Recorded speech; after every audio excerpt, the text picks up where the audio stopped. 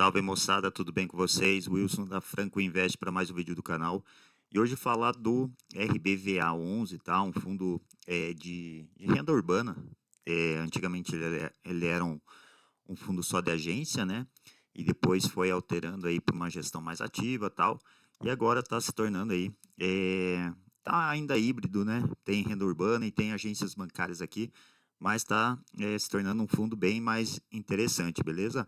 Eu acho que eu ainda não falei sobre esse fundo aqui no canal, ou faz muito tempo que eu não falo sobre ele, tá? Então, o ticker dele é RBVA11, ele virou base 10 há pouco tempo aí, então se tornou mais acessível aí aos pequenos investidores, tá, galera? Então tem muita gente fã de base 10, né?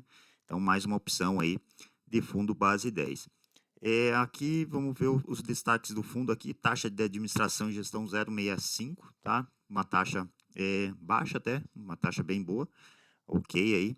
Patrimônio líquido aí de 1,6 bilhões, início do fundo aqui 2012, mas como eu falei, né, a gestão ativa dele começou lá em 2018, se eu não me engano, tá?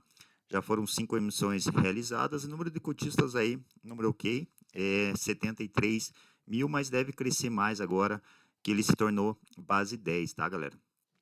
Então, o objetivo do fundo aqui é um fundo de gestão ativa, tá? Então, a ideia aqui seria comprar e vender, né, alguns imóveis aqui para gerar, né, ganho de capital para o seu cotista, seu investidor. Então, portfólio diversificado de imóveis voltado para operações de varejo, exemplo, pernambucanas, tal, lojas açaí, etc., com o objetivo de gerar renda imobiliária de longo prazo, tá? Então, foco aqui em varejo de rua, imóveis para uso varejistas e tal, e vendas estratégicas aqui, ó, extração de valor com vendas oportunísticas de ativos e reciclagem de portfólio. Isso é muito bom. Então, principais números aqui, 82 imóveis, tá? Então, tem bem diversificado, né? 82 imóveis. Tem uma vacância aí de 5%, tá? Uma vacância ok, é normal, né? Esses imóveis de varejo, assim, ter uma certa vacância, tá? Fechamento do mês aí, R$ 8,76, tá, galera? Tem 17 inquilinos, tá? Patrimônio de 1,6 bi. Yield anualizado muito bom, 12,5, muito em decorrência da queda das cotações, né? Mas para um fundo de tijolo assim, yields acima de 12% é muito bom, tá? E ano do contrato aqui, média de anos dos contratos aqui, 6 anos mais ou menos, tá? E o último rendimento aí distribuiu 9 centavos. Ele vem distribuindo esses 9 centavos desde o início do ano, se eu não me engano. O ano passado ele distribuía um valor um pouquinho maior. Atualização do portfólio aqui, alienação do imóvel Santa Cecília. Então ele fez uma venda de um imóvel aí, tá? O que mais que ele fala aqui? Distribuição, dividend yield, desdobramento das cotas. Então ele fala aqui, né, que foi alterado lá de R$ 86 mais ou menos. A cotação foi para R$ 8,60, tá? O resultado desse mês foi bem alto, tá? O resultado do fundo aqui foi de 12 centavos, tá? Devido a essa venda, né? Essa alienação desse imóvel. Daí ele está falando dos esforços de locação desses imóveis que estão com vacância, né, galera? E aqui a alienação de Santa Cecília, ele dá maiores detalhes. Imóvel locado aqui para Caixa Econômica Federal, tá? O imóvel foi vendido por 9 milhões e 400, 110% acima do valor de compra do imóvel e 15% acima do laudo patrimonial. Então, um resultado bem bacana aí. Uma tira aqui, taxa interna de retorno de 17,75, tá, galera? Muito bom. Desses 12 anos. Equivale aqui IPCA mais 11 ou CDI mais 7, galera, no período.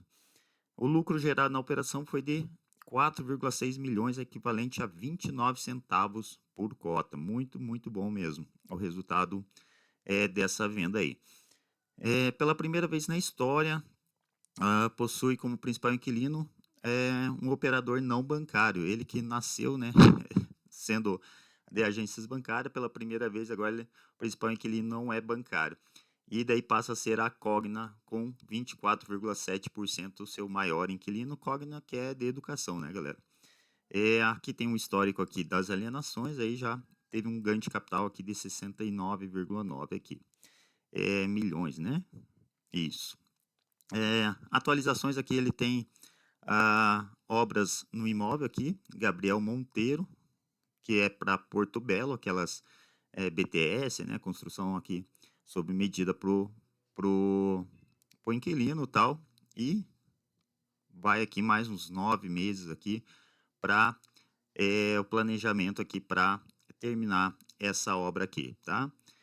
Mas até lá ele tá gastando um dinheirinho, mas é normal, né, galera? Ó, aqui já foi mais 1 milhão aqui de custo de obra e tal. Mas depois isso vai voltar, né?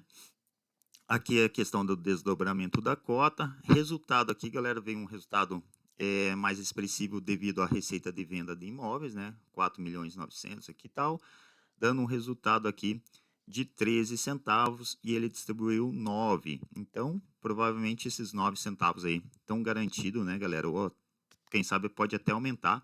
Ele que estava vindo de resultados aí abaixo do distribuído, tá? Então, aqui, ó, desde janeiro, em dezembro ele teve uma renda também superior aqui, né? Um resultado por cota de 14 centavos distribuiu 9. Mas nos demais aqui ele estava tendo aqui 8 centavos, 8 distribuindo 9. Em abril até distribuiu, o resultado foi 7, ele distribuiu 9.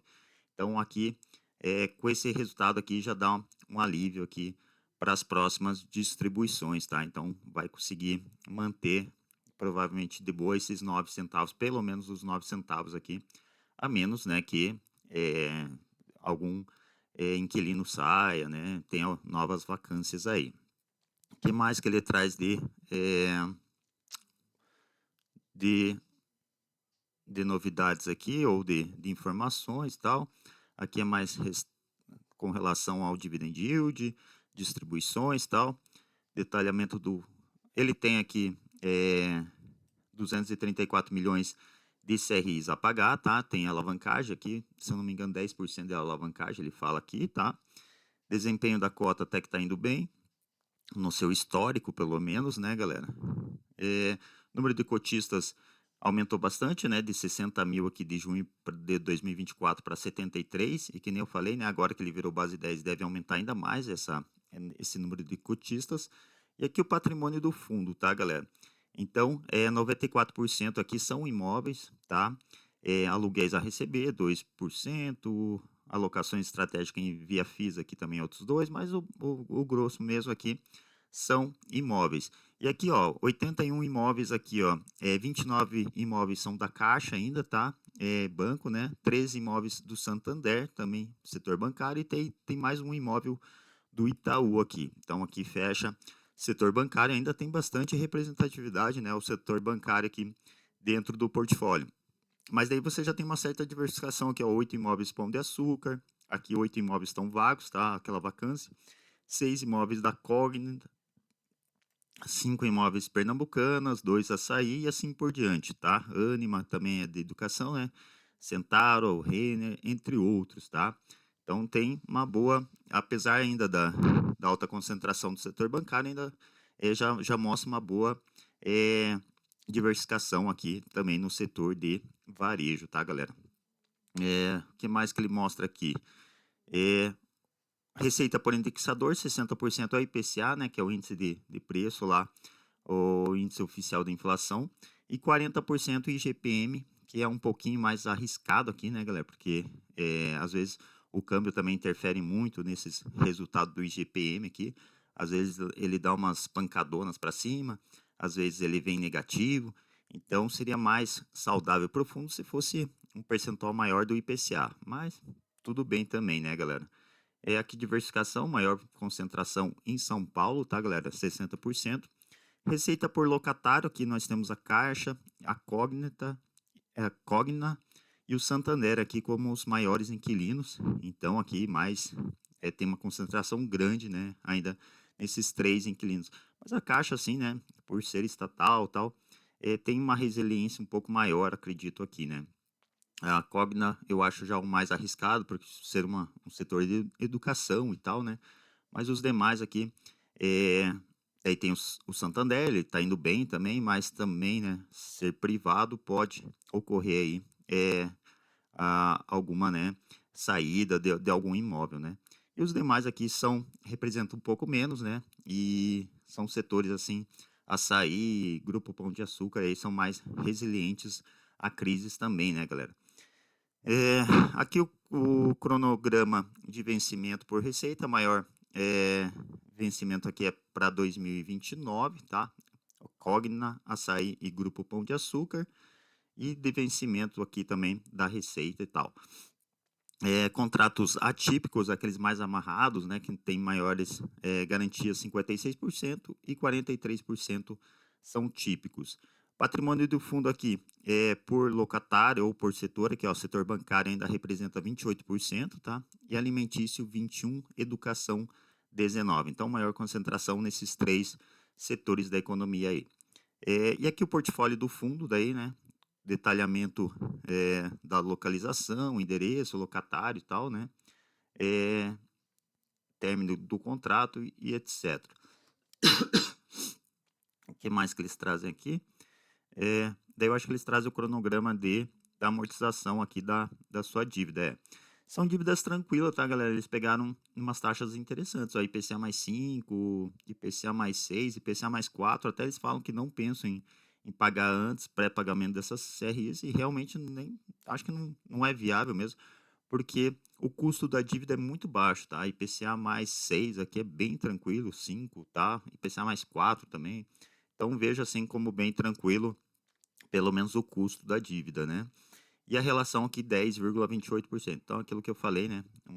Uma alavancagem de 10% também que é bem tranquilo, né? E aqui o cronograma é maior peso aqui até 2027, né? E depois aqui 2029, que daí vai ter 22 milhões aqui e tal. Mas assim, vejo como uma dívida bem tranquila mesmo, né? Então era isso daí, galera. Setor de varejo aí, né? E agências também, base 10. Então, um fundo bem interessante aí para quem tem interesse em adicionar na carteira em mais um fundo base 10 aí, é, RBVA11, beleza? Não se esqueça de se inscrever no canal, deixar o like e comentar o que vocês acham aí do Rio Bravo Renda de Varejo, beleza? Abraço a todos aí, fique com Deus, galera.